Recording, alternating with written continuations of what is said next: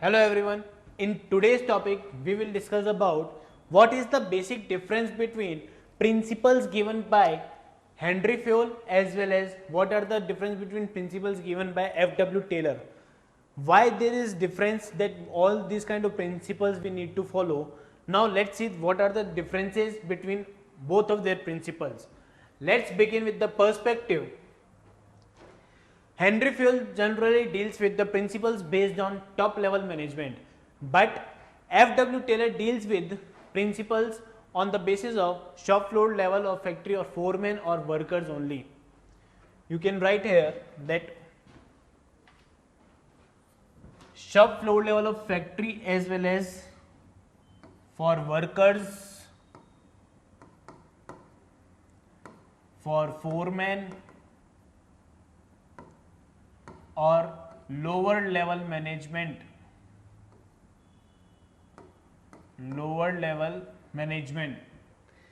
unity of command. Yeah, in case of Henry Fayol, it is strictly followed unity of command. You need to follow unity of command as in single superior for single employee. It should be a staunch proponent, means it should be a truly supported by Mr. Henry Fayol. But in case of F.W. Taylor, he can't give any decision about you need to follow a single person, single senior for every employee, because in case of functional foremanship, he decided that a single worker got the directions from the 8 specialists, 8 subordinates, so he don't follow the principle of unity of command.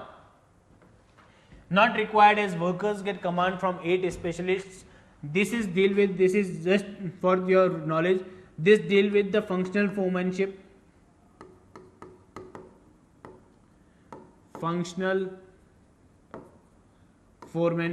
the technique of management. Then next, applicability. Henry Fayol's principle should be applicable in each and every organization. It should be applicable a universal form of organization, that each kind of organization need to follow these kind of principles. But in case of F.W. Taylor, it should be applicable to specialized situations only.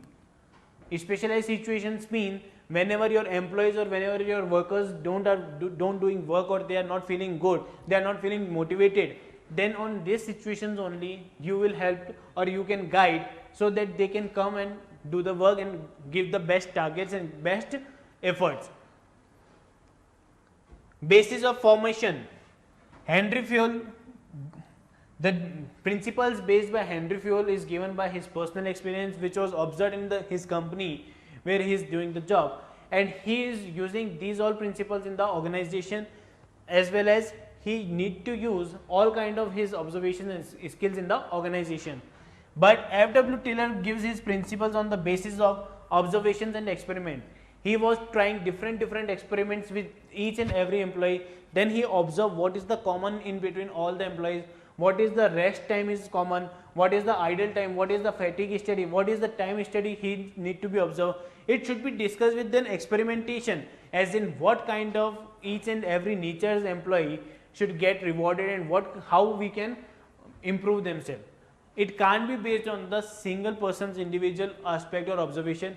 It should be based on the observation and experimentation of multiple employees or workers. Next, focus. Henry Fayol focuses on improving overall administration. His focus is on improving overall administration of the organization, overall working of the organization. But F.W. Taylor focuses on increasing productivity. How? He focuses on increasing productivity. How? As in, he discussed about differential piece wage system,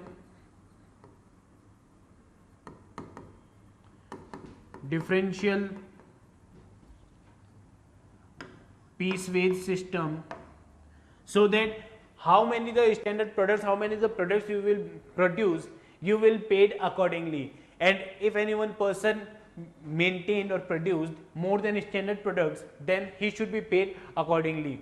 But in case of Henry Fayol, it is only based on administrative skills of management. Okay, next.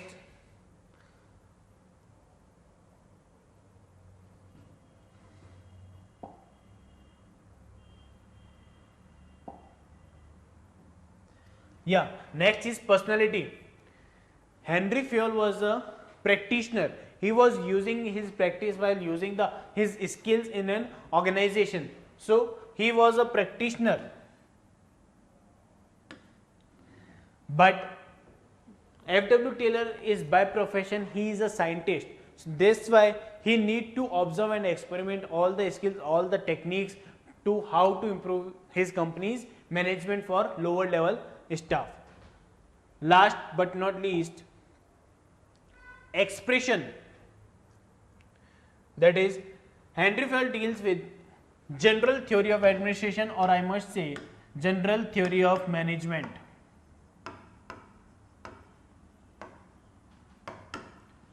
But F.W. Taylor deals with the all principles, deals with the rule of thumb or scientific management, or it should be applied on the basis of experiments as well as practice. They all based on the basis of scientific management. How does it will be applicable on each and every one? But it all based on the theory of administration or theory of management. Clear, my friends? All differences are cleared. Thank you.